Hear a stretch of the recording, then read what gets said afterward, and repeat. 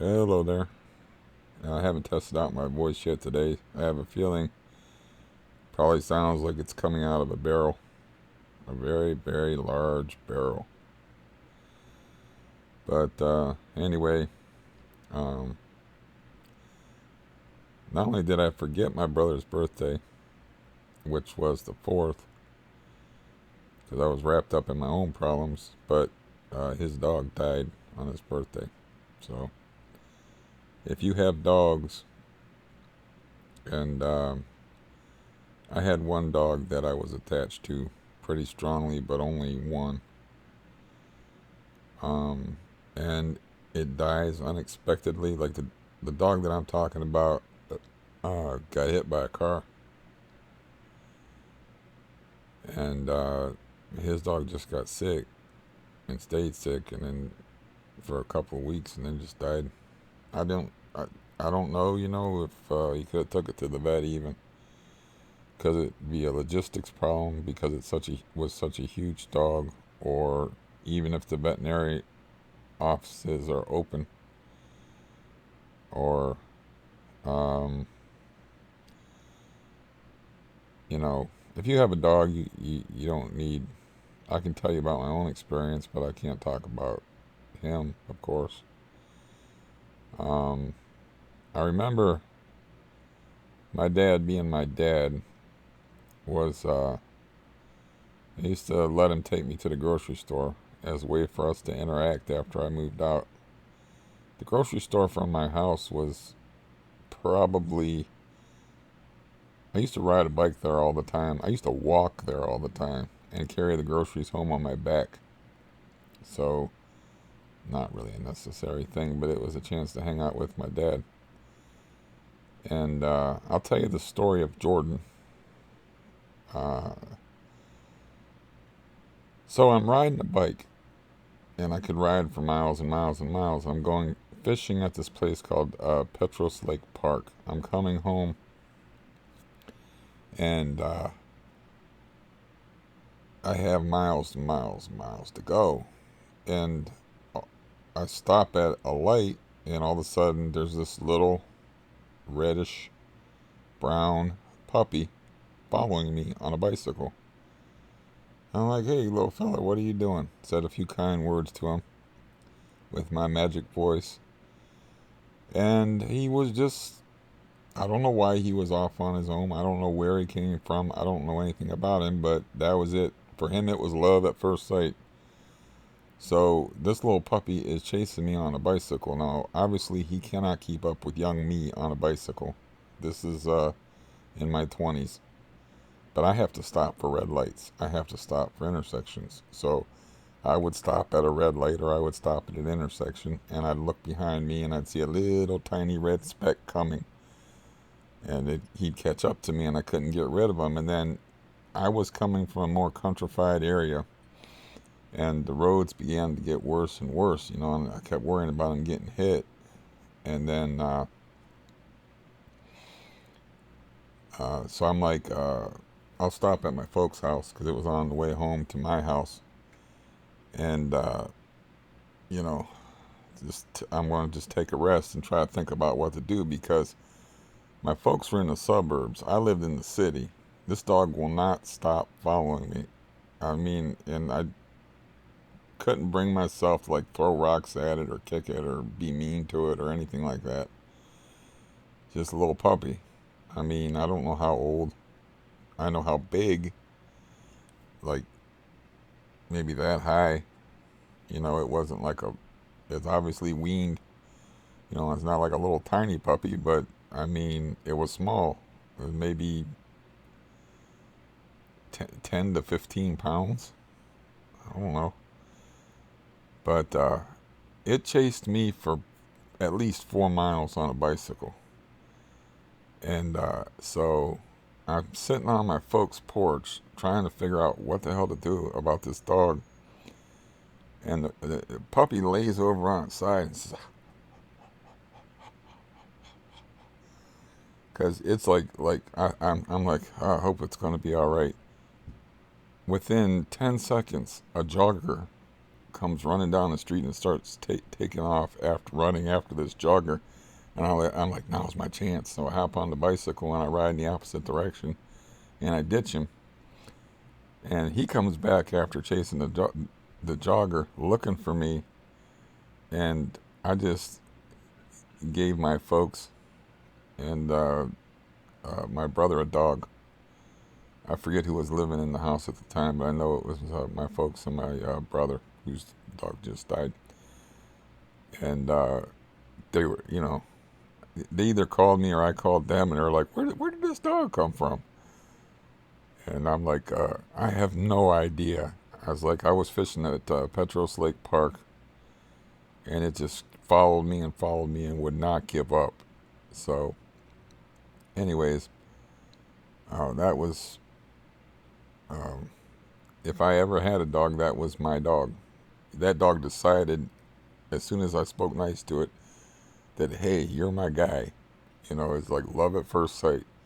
So, the dog grew up, and upon closer inspection, it was half husky and half collie. It was built like a husky with the coloration of a collie. And it grew up to be like 45 pounds when it reached maturity. And for a 45-pound dog, it's a powerhouse. I mean, and it did not know how to walk. Nobody taught it how to walk. You did not want to walk that dog. So there's many stories associated with that dog. But a thing that I used to do, since it started out chasing me on a bicycle and it was the suburbs, was if I was awake at that time of day before sunrise, I would, that's the kind of neighborhood where they roll up the sidewalks. So I would go over there, and he'd be chained up in the garage, and he was nothing but energy. I've never seen anything in my life as energetic as that dog. So I would go in there and I'd unhook him and just let him run, and then I'd ride around on a bicycle, and we'd repeat the day we met. I just let him chase me on a bicycle, and he'd run, and he'd run, and he'd run, and then sometimes I would call him Tigger, because if you remember the Tigger from Winnie and the Pooh, he would just like jump straight up and down, and this dog would like stand beside you and jump straight up and down, and I'm tall. It could jump like up to my chest, and it was a 45-pound dog. It would just sit there and jump, and it was like one time he almost broke my fingers because they had him chained up in the garage, and I went in there and to unsnap him, but he heard me coming, and he got so excited he wrapped my fingers up in the chain and pulled, and I was like, oh. Yeah, I thought he broke my fingers, and I let him go, and I shook it off, and we did our usual routine, which I don't know how many times or how often I did that, but I did it enough that I figured out that I had to sneak up like an engine, or there was a danger that he could break my fingers because he'd get worked up all into a manic craziness, and you couldn't control him, 45 pounds or not. I mean, he about ripped the garage apart because the chain would come out, and if he could hear you coming, he'd bang that chain. Sorry about that. He banged that chain against, that was my phone anyway. Damn it. He banged that chain against the garage, and he actually ripped apart part of the garage doorway and part of the siding. But yeah, he was something else.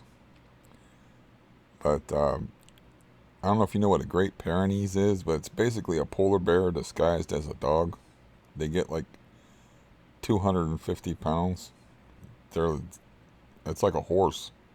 I had never seen one before, but I'm walking Jordan on a leash, and I see like across this field, I see this white animal, and it just keeps getting bigger and bigger and bigger, and I'm like in a weird like out of body type of experience, like, well, what the fuck am I seeing? Because I didn't even know what a Great Pyrenees was, but that there were even 250-pound dogs. So this dog comes running up at us, and it's barking. Its yard is down there. We're not in its yard, but it's barking. And I'm not even thinking about it, but all I can feel is my arm being pulled in the opposite direction. Like, Jordan was like, let's get the fuck out of here. So he's like pulling my arm like back behind me like this, but I'm barely even registering it because I just don't I don't know what I'm seeing. Polar bears are not supposed to live in Canton, Ohio. So, I don't know what I'm seeing, but this dog, it had to sniff, yeah, it had to bend down to sniff my crotch. It's so freaking huge. So, uh, Jordan, like, I just stood there because I know how to handle myself around dogs. It's like, yeah, I'm your bitch. Just, I'm not moving. I'm not making any sudden motions. It's like, okay. But I had my legs like this, and I looked down, and my dog is like peeking me between my feet, like hiding behind me. Like, he had the same reaction, like, what the fuck is that? Oh, that was funny. But anyways, yeah, he was also with me when I got busted by the cops, and they were threatening to beat me up. And yeah, I was like, I don't know whose dog that is, because I figured he'd just find his way home after the police arrested me, because you weren't allowed, you had to keep a dog on a leash, and I rode him to a park where it says, that's the only thing I was doing wrong. They claimed that I was in the park before it opened. It was just, it was just cop bullshit. I ended up having to go to court over it. They charged me with criminal trespassing in a park. Nobody's in the park. It's like right before dawn. I just mouthed off to the cop and told him to fuck off. Not a good plan. And I thought I was going to get beaten up, so I just kept backing up toward the pond and was like, yeah, you don't want to hurt me, man. I didn't say put the stick away, because you don't tell cops what to do when they're in that kind of frame of mind. But I may have told that story before. It wasn't so much that the guy had to stick out that scared me. It was the expression on the younger guy's face, like, oh no, here we go again. Ralph is going to put another guy in the hospital, and I'm going to have to write out a damn report and lie for him. What am I going to say this time? He was throwing punches, and we had no choice but to subdue this suspect. I could see him already writing the police report for my brutalization in his head. And I was like, oh shit, this is going down. So I started backing up toward the pond, and I was going to jump in the water. I wasn't going to let that cop get nowhere near me. And then finally, I said, don't hurt me, man. Don't. Come on. You don't want to do this. Word for word. You don't want to do this. Don't hurt me, man. Come on. And he was like, I will hurt you if you don't turn around, put your hands behind your back right now. Then I got the old cuffing where they pull your arms up so it feels real nice, and then slammed on the car and thrown in the back of the car and stuff. All the while, Jordan is jumping and doing his Tigger routine beside me while I'm being cuffed and stuffed. And then they were like, he's like, what? This is interesting. What's going on? What are we doing? Are we going with these guys? But uh, they were like, is this your dog? And I'm like, no. I figured, like, you just complicate matters. That's the only thing I was doing wrong, was they had a leash law in that park. And I was just letting him run. It was, like I said, that was the kind of neighborhood where you get away with that kind of stuff. And also, the way that went down is the guy was determined to make me suffer, so he wanted to have me spend a night in jail. But it took too long to get the paddy wagon there, because they're not allowed to, like, put bicycles and stuff in the back of their cars. They need to call in, like, I just said paddy wagon, but they need to call in like a van or something to put my big huge bicycle in and all my possessions and stuff. So, he just sat there and reamed me out in the car and yelled at me and treated me like a kid. I don't remember how old I was. I was in my 20s. And I just sat there and took it, of course. What else you going to do? And then he finally let me go and wrote me a bullshit summons and told me, don't make this worse. Make sure you make this court date. And so I made the court date, and the cop read the summons and said, I don't see any information on here. I said, I don't see where this happened. It was like a deliberately poorly written summons meant to punish me, to make me appear in court and to sweat bullets for no reason, because I had no money at the time and I didn't want to pay no fine for criminal trespassing, And the judge was like, I'm throwing this out, Mr. Barton. I want you to never darken my door again. And I said, yes, sir, and left. But I was more worried about the money because I was like, man, I don't got no money at all. I can't afford no fine. It's like, I don't know if I'm going to have to do a couple of days in jail over this bullshit. And I'm much too pretty to be in jail. So, that's one story associated with that dog. Also, one time I was letting him do that routine where I get up before sunrise and ride the bike around and chase me. And then I lost track of him. And I sat on the porch and I called him on my folks' porch. And I called him in the suburbs and he wasn't coming. And I'm like, what's going on here? And then I heard like a faint noise in the background. And then I walked over to one of these dead-end cul-de-sac places, and he had fallen into a swimming pool that was tarped over. He tried to like run over a swimming pool, and he had fallen into it, and he was almost drowned. And he was wrapped up in the tarp, so he couldn't swim and stuff. And I reached in and I grabbed him by the collar, and I threw him up on shore. Out of the swimming pool. And yeah, he maybe had like 5 minutes of struggling in it before he was drowned. That dog was a caution, as we country folks say. Also, he fell through the ice on this pond that we called the swamp, that was at the bottom of the hill from my folks' house, but it was just a pond, and it wasn't very swampy at all. But he ran out on it and he fell through the ice. And I'm like, I cannot help you. You weigh 45, I weigh 150 plus. It's like, if you're going through the ice, I'm going through the ice. So he's out in the middle of the pond, struggling and fighting and yelping and stuff. And I'm like, you can do it. I'm like yelling to him, come on, man, come on. Because I was like, I'm going to watch this dog drown. If he gets stuck underneath the ice somehow, I want to watch him drown. But he struggled up on the ice and he made it out. And he was okay. So that was another brush with death that he had. And he loved the snow. Like I said, he was mostly husky. He just had the coloration of a collie and a little bit of the muzzle of a collie. And one of the things about him that I loved was he would go out in the snow and he would stick his nose in the snow. It's the first thing he did every damn time I took him out in the snow. He would stick his nose in the snow and flip a whole bunch of spray of snow in the air in joy. Like, oh, this is my shit, man. Yeah, love it. So, it's the first thing he always did. It always used to crack me up. He was a hilarious dog. With the Tigger routine, with the boundless energy, and the strength of him, and the vitality, and his knack. He was, maybe my bad influence. He had a real knack for getting himself into trouble.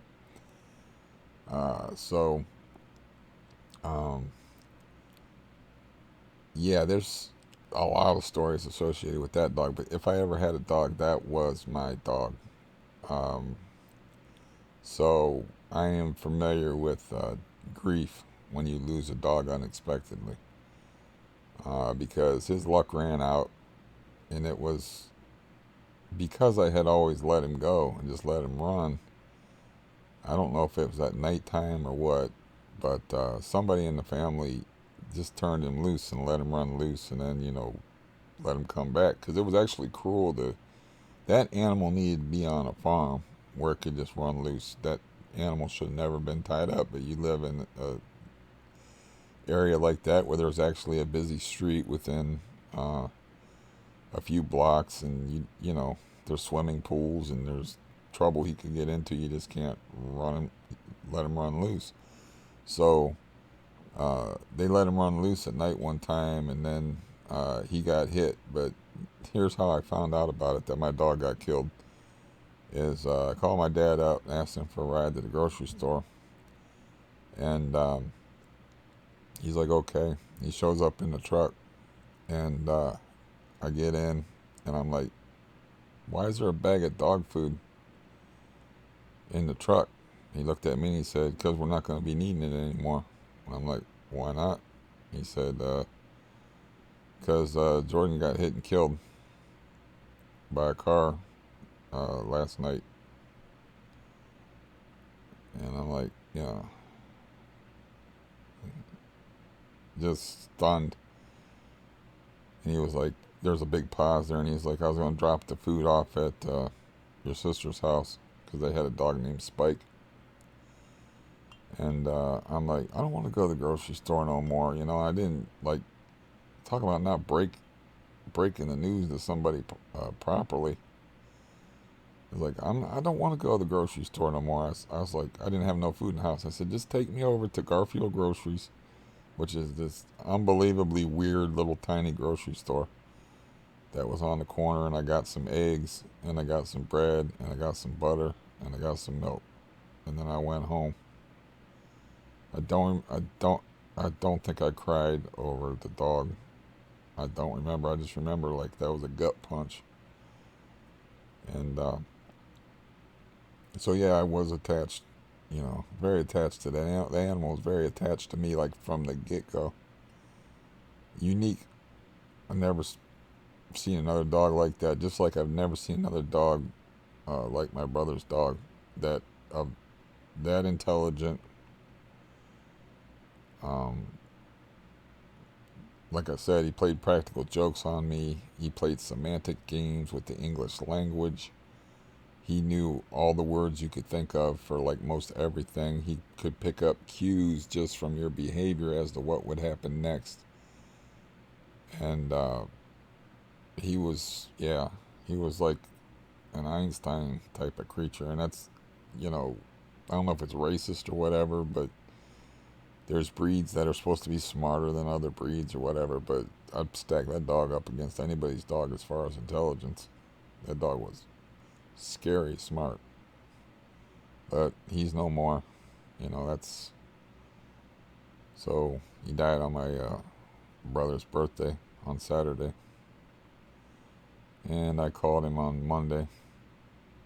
And I think I had talked to him on the second. I'm not sure. I called him on the second, but I don't know if I got a hold of him because I was kind of derelict about the whole situation because I was dreading. I'm not in a good frame of mind, and I was dreading, you know, the whole experience because that's like, it's a loss for me too because I like the dog, and it's a loss because it's a gigantic loss to my brother. And he tortures himself like he could have done this, he could have done that. So I was like talking to him, and I was looking on the internet, and I couldn't find any information except for like the veterinary offices around here. Like 3 weeks ago, were like, we're not doing any non-essential surgeries at all, you know. But there would have been a logistics problem. The dog was deathly ill, like you know, eating through you know, there was probably not much they could have done about it, anyways. And I don't think it was old age. People want to say it was old age, but I don't think it was old age because he was having fever and the shakes and stuff. So, uh, but yeah, I've had pets and stuff that I've attached to. So, the thing about animals is they never give you shit. You know, they never fuck with your emotions like people do. They never needle you or mistreat you. They're always happy to see you. My cat has never been like, oh, it's you, or like, what do you want? And dogs are even more uh, accepting like that because they're a pack animal. But even cats are like, oh yeah, you're the guy that likes me and feeds me and it's always nice to me and oh, it's good to see you. Like I let my cat in this morning and he was like, uh, hey man, what's up? And like he sometimes if he's in a certain mood, he's torn between the food dish because he's hungry and coming over and seeing me. Now a cat is more self-interested because they're not a pack animal like a dog. That's why a dog will protect you and a cat will watch. Because you know that's why also why you got to be the alpha if you're going to be a dog owner. You got to be you got to establish your place in the hierarchy. Um, is because you're part of that dog's pack. You might be that dog's only pack member, but you know they're like you're part of my gang now, bro. I got your back. That's a dog. A cat is like, you know what? You're awesome. You feed me and shit, but I ain't taking no bullet for you.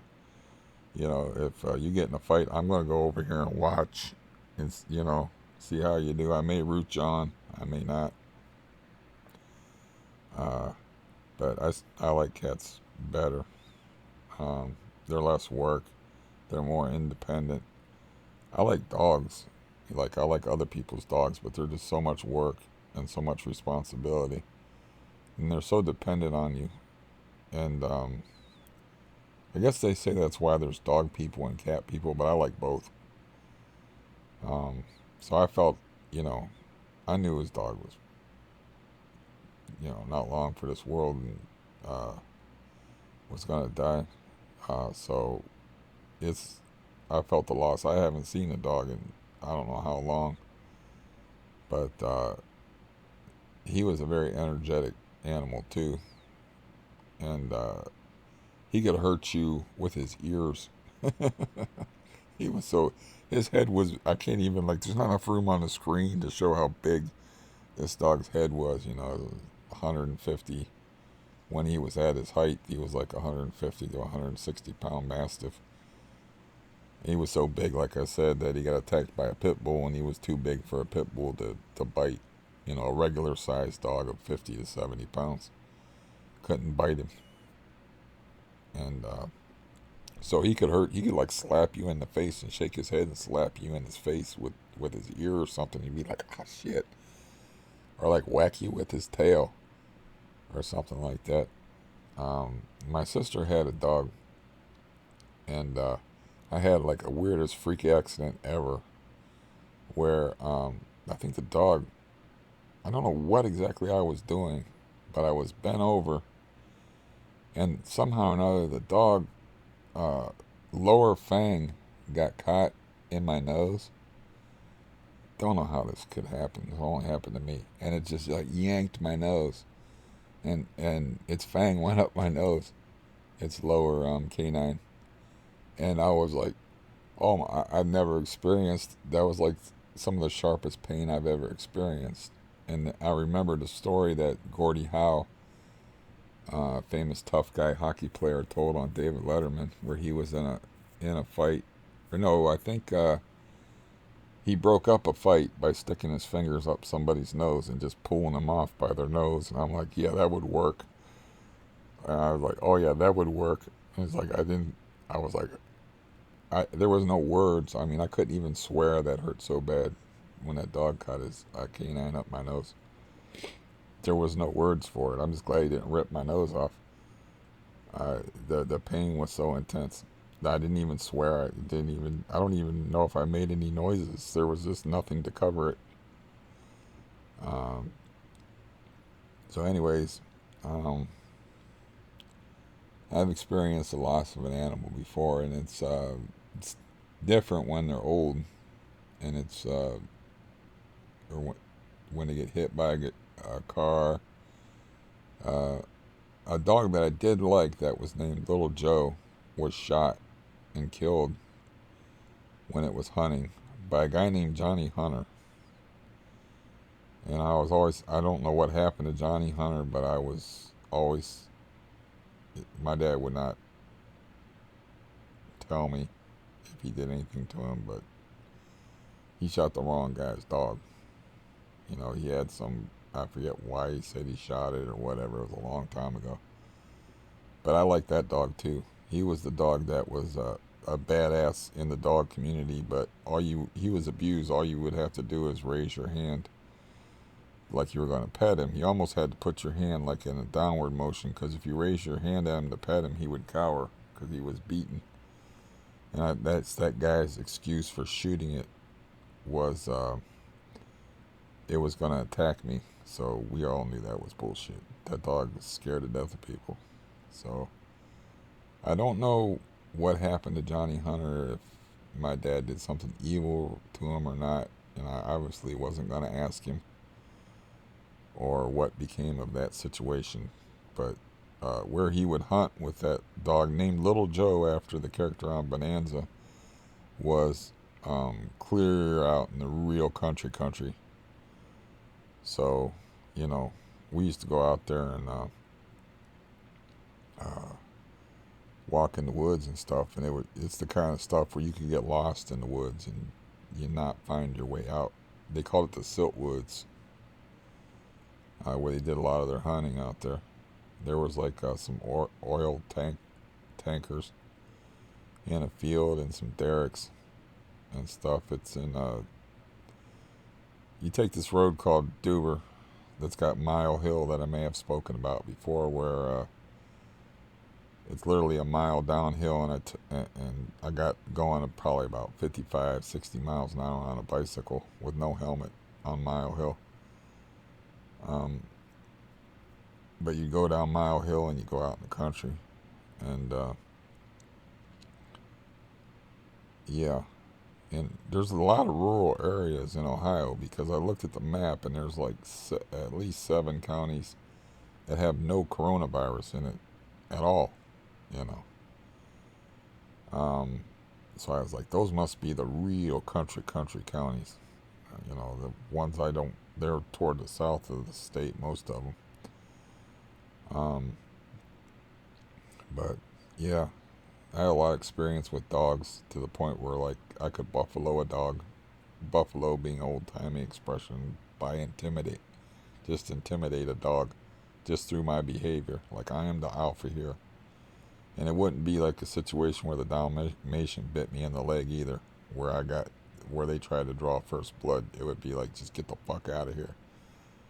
And I did that once in front of this woman, and she was like, "Whoa." She's like, "Don't do that. That's a mean dog." And I'm like, "That dog's not a mean dog. It ain't meaner than me." And I was like, "Man, you get the fuck out of here." And I just started walking toward it, and I just chased it away. It was like, it was a boxer. I don't know what it weighed. What do boxers weigh? I don't know. It's somewhere between 60 and 100 pounds. I don't know. But, you know. So she was like, "Whoa." She's not expecting that. She was telling me not to do it. That's a mean dog. And I'm like, it ain't meaner than me. But the reason why I chased it away is because it was kind of funny. Their dog named Spike, the one that stuck its fang up my nose, they were having like a barking contest with Spike on the inside of the house and that boxer on the outside of the house. And they were going around the first floor, all the first floor windows, just running around barking at each other. And I'm like, this shit's got to stop. Getting a headache. But, yeah. Obviously, it's very gloomy here, because this is the bright sunshine time of day, and I haven't made any alterations to my sun blocker. Somebody had suggested putting up tacks, but I don't have any tacks, and it's a lot taller than it looks. This is a 10-foot ceiling, so I can't reach all the way up. That window goes way up, and so a sheet would work. It would like cover the bottom half of the window at least. I even tried standing on the scooter and driving a nail, and I couldn't. Even with standing on the scooter as like it gave me like that much more. It made me like 6'8", and even with my reach, I couldn't reach the top of that window, because that window goes all the way up. It's probably why it's so bright when the sun's blaring. So It's a kind of a gloomy day here. I have yesterday, yeah, I had that 2 hour conversation with my brother, and then I called somebody else, and I said, "Don't say you heard it from me, because it's fishing season." And you know, I had heard that. Uh, I called his fishing buddy and let him know. I just don't tell him I said anything. But if you get the chance to, um, I don't know if he'll get the chance to. He might make time to uh, take, go fishing with my brother. I don't know. Um, he had already invited him fishing while his dog was sick, and he's like, "I can't go. I have to stay home and take care of the dog." Um, but he wasn't. He, he wasn't like he was wrecked, obviously, but it wasn't like we were able to talk about other things, and um, he was able to, you know, laugh a little bit. I think I heard some laughter in there. Um, yeah. Yesterday I tried to lift weights and I didn't eat. And I was like, my heart felt a little weird, so I quit in the middle. I was like, it's not worth it. I haven't wrapped up my knee for a while, but I wrapped up my knee since I tweaked my knee and my ankle. And I didn't try to walk because I had to, after I lifted weights, I called my brother and I found out the news, and I stayed on the phone for like 2 hours, and I talked to our mutual friend for um, half an hour. And I was real tired. I was so tired I was having trouble thinking of things to say. That's tired for me. I was like, man, I'm about ready to shut down. But I said, I haven't eaten yet today. I should. Next time I'm just going to go to sleep when I'm like that. Because I got up, I made a triple decker cheese sandwich and ate some crackers just because I didn't want to cook anything. And drank some juice, and then did not go to sleep for like 3 hours. And I'm like, oh, no, I didn't go to sleep till after midnight. Maybe I had things on my mind or whatever. Another thing I should probably touch on is I'm having trouble even thinking about paying the rent. I don't want to pay the rent. I mean, I got my psychiatrist guy, psychiatric nurse is going to call me today, and I'm just going to talk specifically about that. Like, there's something wrong with me. I do not want to pay the rent. I just don't want to. I don't want to. Um, I have already explored my options as far as putting your rent in escrow.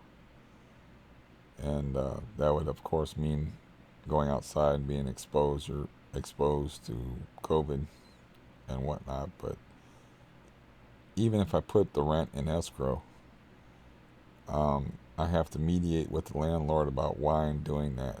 And I think might even, I don't remember, it's been a while since I made the call, but I might even have to like write a list of grievances of why I'm putting it in escrow, send it to the landlord first, have a copy of the letter, and bring it in when I pay the money, and give them the money in escrow, and like, here's why I'm putting it in escrow. But I think what it is I just want change so bad that, like, go ahead and evict me. Go ahead and evict me. Fuck it. I don't care. And it's like things will change if you do not pay your rent one way or another. It's like I can't keep living like this. I can't live in this fucking hellhole. We got this pandemic outside. The whole damn state shut down. They're not going to start the eviction process for, the courts are closed for like at least until May 1st. I don't know. I'm just going to, I don't know. I'll talk to the site guy about it. And I really don't know. The only thing I'm wondering about is, like, do I need to pay this guy his damn money in order for, the apartment that I'm eventually going to move into, do they need the most current reference? So I can get references for a guy I rented off of for 15 years. And, I have, I don't know, I have enough money I can be like, here, you don't need a reference. Padow. And slap down like $3,000. And like, yeah, here's the rent for the next, that'll cover the lease. Because they have places that have like 3 months lease, 6 month lease. Not every place signs you to the big year-long lease, which I wouldn't have, of course, enough money to cover that. Um, but yeah, I'm just thinking, it's like this place isn't worth, it's in horrible shape. And of course, I have my hatred for the landlord, which I believe to be justifiable. And I don't know, I just can't bring myself to do it. It's weird. I can't text him. Like I'm just like, fucking. I don't know what's going on with me. Sometimes I don't know my own mind. But I think that's what it is. It's like something's going to change one way or another, you know. And you don't pay your rent, you're going to get some change. Especially with most landlords, but especially with this landlord, because that I can remember, like, we had some of the scummiest, nastiest fucking people in the world living in this building, and everything's cool until that rent gets interrupted. So, I'm not gonna lower myself and pretend to play nice or like put him off and be like, yeah, just give me some time. It might be, until May before I can get the rent together or whatever. I'll just tell him, like, either ignore his texts or just tell him, like, I just don't, I'm just not going to pay the rent, you know. I'm not going to make up any lies like I don't have it. I got, like, a lot of bills, like, this freaking thick right over there. I have enough money to pay the rent for um, 6 months if I wanted to. Um, my math is horrible. 5 months. Yeah, 5 months.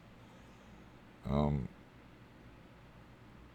but yeah, that's the general state of things. Is like I didn't try to walk yesterday. Like I said, I had more important things to do. I just let my brother talk, and you know, he has to go through his process. I will spare you the details. That's not my story to tell. I told you my story about my dog,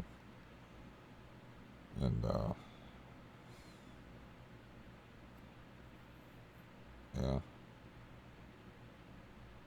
I don't remember crying over it, but I remember feeling like I got hit in the gut. There wasn't no easing into that. I just had to be Sherlock Holmes and deduce it. Like, there's a bag of dog food in this car. Why is there a big giant bag of dog food in this truck? And I asked, why is there a big giant dog? Why is there a big? Why is that food there? And he's like, well, we're not going to be needing it anymore. Then I had a sinking feeling, and I'm like, why not? And he's like, because Jordan got hit and killed last night.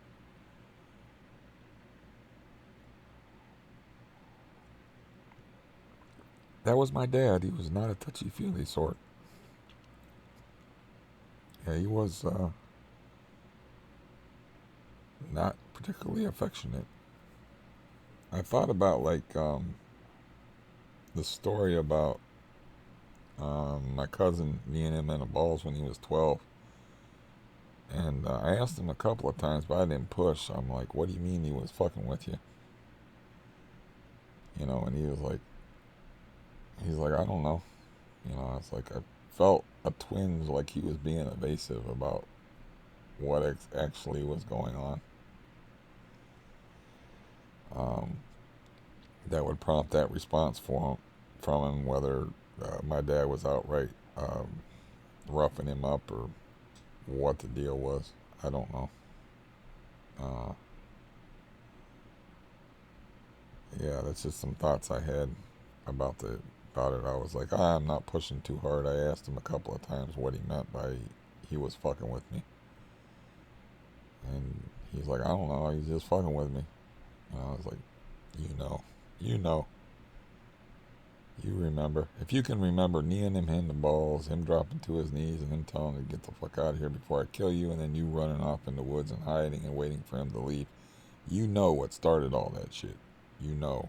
But you won't tell me. Why won't you tell me what exactly was happening? Um, so, yeah, that was a little strange, but I didn't push the issue. My nose is kind of itchy. I don't have any tissues handy or paper towels or anything. Uh, as far as the COVID thing, yeah, I think they're like, I talked to my cop friend about it, and he made a joke, and he said, yeah, if they were gonna try to enforce that, I might have to go back to work. And law enforcement was his job for 45 years, and he's like, there's no possible way that can be enforced. That stay-at-home order, non-essential travel only. He's like, that's not an enforceable thing. There's no way they could do that. I mean, think about it. You'd have to go to the point of like martial law where there's armed people in the streets, like the National Guard in the streets. Like, if you leave your house, we'll shoot you. Or if we'll leave your house, we'll throw you in a detainment center with a mask on with a bunch of other idiots. Um, but I don't know. I get I, I, I believe that the COVID thing is a very serious thing, a very serious illness if you happen to be sick. But um, I think the media just is not keeping it proportional. They're not emphasizing the survivability rate for healthy people and for some sick people, and they're focusing on the worst of it. Like, I'm with the conspiracy theorists on that point of like never trust the media, to be square with you and to be honest with you. Uh, but clearly, um, people are dying from it, and famous people are getting sick from it. I think my friend told me last night that the prime minister or from some country or somebody high up in the English government is sick from it or caught it. Uh, so it's not like a real thing. It's not like uh, not a real thing. It's just they're making the boogeyman like 15 times taller. He's already scary enough. And if I was healthy, I wouldn't give a shit about one. Wouldn't give a shit about it any more than I cared about the swine flu pandemic, which was a national emergency in 2009. I know I misquoted the world death totals on either the last video or it's probably the marathon long video. They're much higher uh, than what I said. I mean, I'm not gonna look up the stats now. That's not what this is about. This is about loss. And I know like so many people have dogs, so I know that they could relate to that. Um, but yeah, that my dog, and that's the only dog that was really my dog. That dog loved me. I mean, it loved me. It was so overjoyed to see me. It was dangerous. It would, it could hurt. It would hurt me with its love. You know. Uh, so, cause it didn't. I didn't. I lived in the city. I didn't have any place to keep it, and like I said, I dropped it off at my folks' house, and it lived there, and it lived for quite a few years. It had one habit that I wish some dogs do this to mask their scent. You know, they roll in dead. If he could find a dead bird or something, he would roll in it. It was like he couldn't stop him from doing it. The dog was nothing but a ball. The most energetic creature I've ever seen. You know, he. And I've seen a lot of dogs. I had to take care of dogs when I was growing up. Like I said, I know my way around dogs. That's like when I laughed at the neighbors. They're like telling me about their dog. Oh, he won't bite or he won't do this, and it's like it wouldn't matter if he did bite. Like I know how to handle dogs. It's like I only got bit by 2 dogs in my life, and both sneak attacks and for unprovoked, uh, as Pearl Harbor. Just out of the blue. I had that Dalmatian bite me in the leg, and I had a Rottweiler that lived 2 houses down that hated me for no reason bite me in the heel. It almost got my Achilles tendon, and it would have fucked me up because that was a Rottweiler, man. That wasn't no little tiny Chihuahua. And it caught. Luckily for me, it caught the heel of my shoe, which was solid, and I felt it, you know, through the shoe.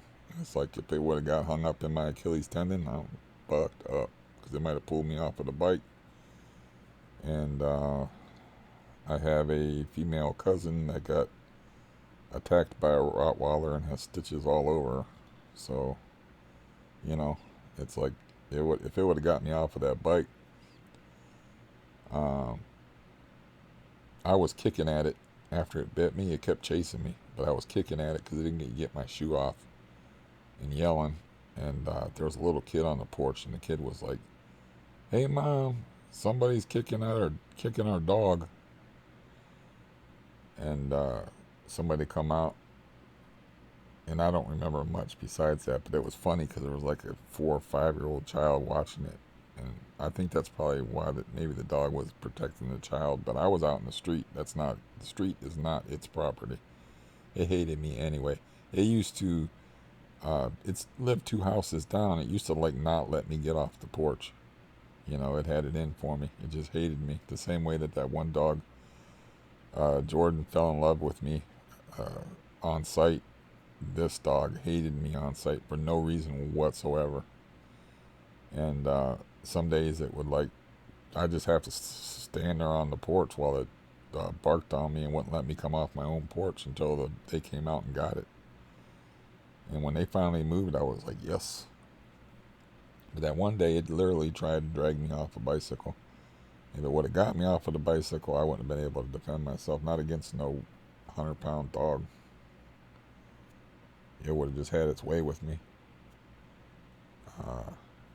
Because it wouldn't have ended with my Achilles tendon being torn or ruptured. It would have ended real bad because that dog meant business. And I remember that kid saying, "Mom, somebody's kicking our dog."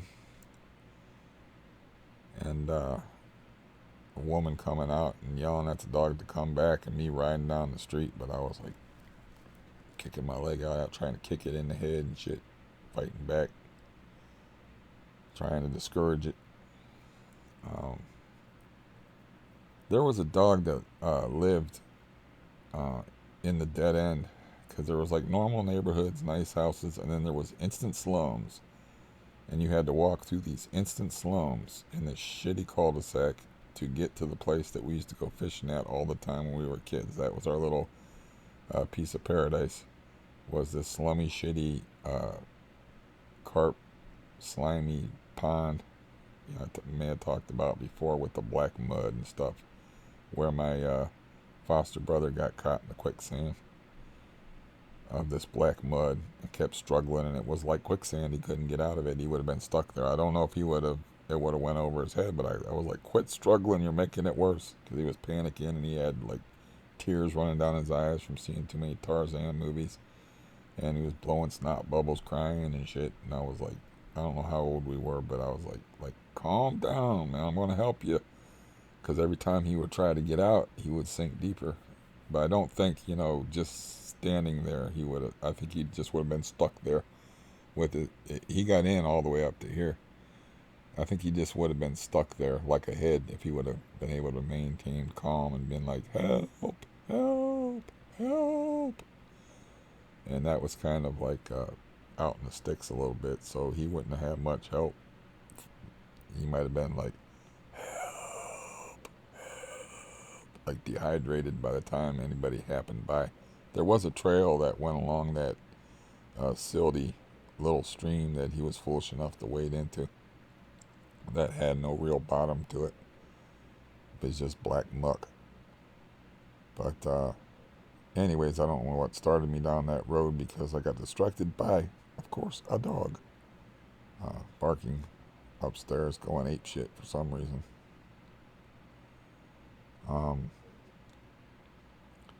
But anyways, I don't think I'm going to talk much longer. I don't know what time it's getting to be. It says 10:11, but I got to get some food in me and move around and try to do the necessary and other things and see how my ankle feels today. All I did was my usual morning ritual of let the cat in, make the coffee. I remembered to open the window this time, and I saw a silhouette at the window waiting anyways, like, hey dude, yesterday you did not get out of bed and you did not let me in until 1 o'clock in the afternoon. You fuck up. So, after I made my little video and said, oh, I got to get up, and I didn't get up. So I was not in a good frame of mind. I was just kind of waiting for the bad news that came later in the day. And I think so far my brother's handling it pretty well. He doesn't usually front in front of me, so, he just told me outright, like I said hello, and he's like hello, and then like, there's this big pause because we both know what the phone call's about, and he's like, Dusty died.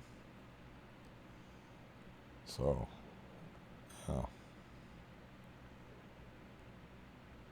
My cat's getting old and looking it, so he's gonna follow before too long. It'd be a hell of a no, wouldn't it, if I move somewhere else? I pay a deposit. You have to pay cat rent at some places. You have to pay like $40 extra to have a cat, but to drop down a $250 to $300 deposit for a cat that lives a month, maybe they waive that, or I don't know. Probably not. They just take it. I feel like Major League Baseball. Like I'm paying to watch Major League Baseball right now, and I'm paying to watch empty fields where, no refunds. So there'd be no refunds once I get in there. But he's coming with me. I'm a bad, my brother is like the perfect pet owner. I'm a bad pet owner. It's like, I'm just not suitable to take care of. I'm suitable to look out for people's emotions and to take care of people emotionally in my life and to help them out with money. That's about the limit of my usefulness. Besides, basic entertainment value and the ability to chatter endlessly and to speak openly and honestly about things that maybe people have trouble doing. Though I try to keep that to a minimum on here because, obviously this is out for whoever wants to see it, and I have to protect other people. That's the reason why I just say that my brother's dog died and leave it at that.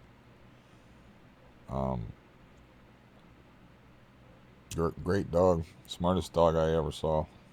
If I was going to eulogize a dog, probably,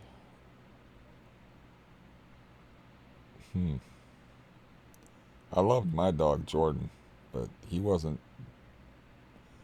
didn't have like that human intelligence.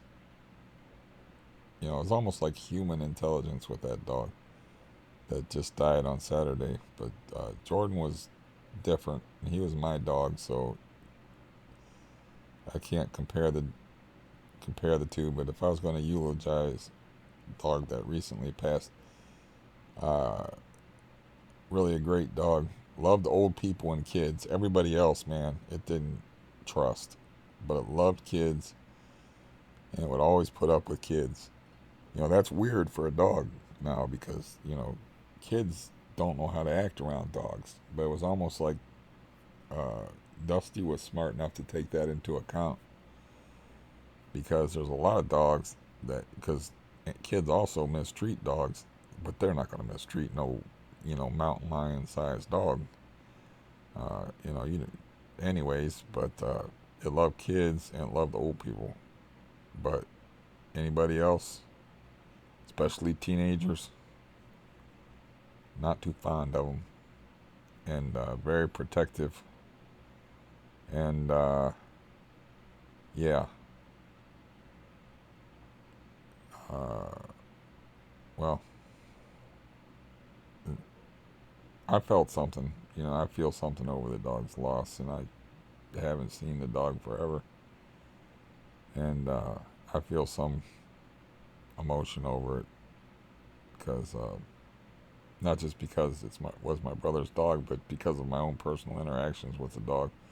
Because I wasn't always outcast from the family, so um, definitely the smartest dog I've ever seen. Uh, Beautiful eyes. Didn't drool a lot for that species of dog, but sometimes he'd rest his head, which probably weighed 20 pounds, on your leg, and you'd have to get a paper towel. So, he's, I guess considered a wet mouth breed, but he wasn't real bad. He wasn't like a bloodhound or something like that. But when you interacted with him, you know, you're you were a changed person as far as the way you smelled, the amount of dog hair you had on you. You might have had spit on you, you know. But he was cool, and he would listen to me to a degree, you know. He but because I had to show this one guy that was over there, I would be like, the dog would just maul him with an affectionate kind of way, and he'd be like, "Come on now," and he'd try to talk nice to it. Maybe he was afraid of it, though the guy himself is one of the biggest, strongest people that I know. He's a guy that can do handstand push-ups in the corner, and like has to invent ways to do exercises that are challenging.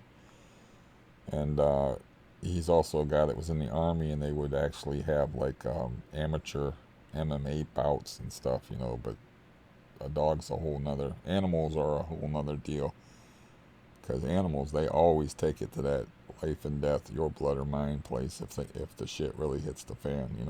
There's no comparing animals and people as far as fighting. So he would like talk nice to the dog, and I'm like, no, no, you got it all wrong. This is how you have to do it. And I was like, you sit. You have to be I said, look, dude, you got to be the alpha, man. You got no fear, and you got to tell the animal what to do. I'm like, and show him that you're the boss. And that dog was too smart for that, though. He realized, he would listen, but it was like, um, after a while, he'd think about it, and he's like, there ain't nothing you can do to stop me from doing whatever I want. He was just too smart like that.